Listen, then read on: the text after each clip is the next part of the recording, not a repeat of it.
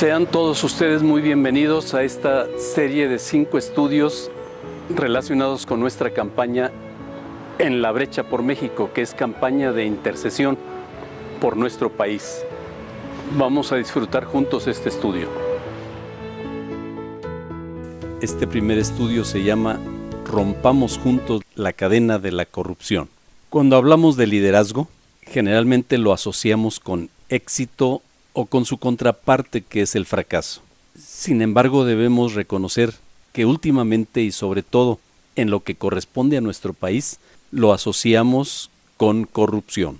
El diccionario de la Real Academia Española define corrupción como la práctica consistente en la utilización de las funciones públicas y de sus medios para provecho económico o de otra índole para sus propios gestores. Debemos tomar en cuenta que cuando una persona accede a una posición de liderazgo, inmediatamente se enfrenta con las tentaciones asociadas directamente con las ventajas propias del liderazgo. Estas son posición, poder y privilegio. Thomas Carlyle dijo: por cada 100 personas que le pueden hacer frente a la adversidad, solo hay una que le puede hacer frente a la prosperidad. Solo hace falta dar un vistazo rápidamente a los titulares de los periódicos para darnos cuenta de cuántos líderes en nuestro país y en el mundo son tachados de corruptos por ceder ante la tentación, tomando ventaja, sacando provecho de su posición, de su poder y de sus privilegios. El éxito puede destruir a las personas. Es muy difícil que las personas mantengan su integridad al tener un puesto de altura, es decir, un puesto de liderazgo. Hay mucha gente que no sabe cómo manejar los privilegios de liderazgo.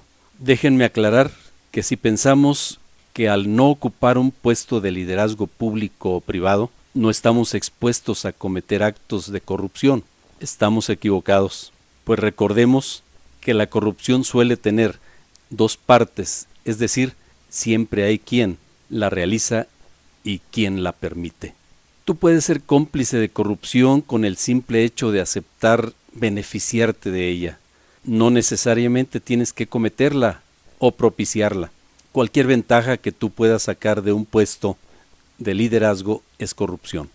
Si así sea pasar ante las demás personas que están esperando en fila, solo porque conoces a la persona que es el líder de la ventanilla en la que todos están esperando. Veamos ahora algunos pasos que tenemos para recomendar para vencer y romper la cadena de la corrupción. El primer paso que todos debemos dar para romper la cadena de la corrupción es seguir las reglas. Recuérdales a los hermanos de la iglesia que deben obedecer a los gobernantes y a las autoridades del país, que sean obedientes en todo y estén siempre dispuestos a hacer el bien. Tito 3:1. La Biblia sabiamente nos recomienda que obedezcamos a nuestros gobernantes. El único obstáculo para obedecer las reglas, leyes e instrucciones de nuestros gobernantes debiera ser si éstas se oponen a lo que Dios dice, es decir, obedecerlas implicaría negar nuestra fe. Pero si no, aunque no estemos de acuerdo, aunque nos parezca un abuso tal vez económico, el ideal de Dios es que obedezcamos, que cumplamos las reglas, al igual que cualquier cristiano de nuestro país. Ni siquiera está justificada la corrupción para evitar castigos o multas. Si has violado las reglas, normas o leyes, lo justo es que pagues las consecuencias. Hay aprendizaje en ello. Es bueno para nosotros. Debemos aprender de nuestros errores. Recordemos siempre que esto es correcto y justo.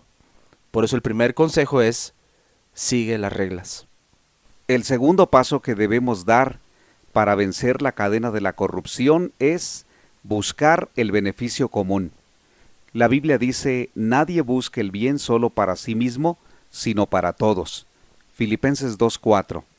Cuando cometemos un acto de corrupción, generalmente es porque estamos buscando un beneficio propio, sacar ventaja de la situación, brincar los trámites, librar la multa o el castigo o algunos otros.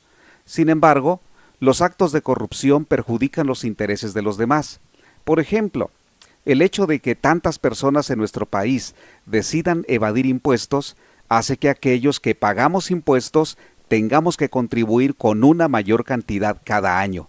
O por ejemplo, muchos accidentes y muertes de gente inocente se dan por el hecho de que las empresas decidan ignorar las leyes de seguridad en establecimientos y en lugar de invertir en la seguridad de todos, pagan una cuota a los inspectores del gobierno para no recibir una multa. En este segundo paso, debes buscar el beneficio común. La tercera recomendación para romper la cadena de la corrupción en nuestro país es: confía en Dios, porque el que a sí mismo se enaltece será humillado, y el que se humilla será enaltecido. Mateo 23:12. En la Biblia tenemos el ejemplo de una persona corrupta, de un engañador, un manipulador. Ese es Jacob. Dios tenía grandes planes para Jacob, pero este último decidió que tal vez Dios necesitaba una pequeña ayudita en sus planes, y entonces buscaba tomar ventaja de cada situación que se lo permitía. Hasta su familia fue desintegrada por sus deseos de grandeza combinados con sus actos corruptos. Dios, a través de Jesús, nos dice que no debemos buscar engrandecernos a nosotros mismos, sino todo lo contrario. Todos queremos ser grandes en términos humanos y terrenales, pero pocos lo logran genuinamente, pues lamentablemente muchos sabemos que muchas personas incurren en actos de corrupción con el fin de engrandecerse, aumentar sus riquezas o propiedades y sacar ventajas. Es tan fuerte la batalla por el engrandecimiento que algunas personas terminan destruyéndose mutuamente. Dios sabe esto y sabe que tener consecuencias en nuestras vidas.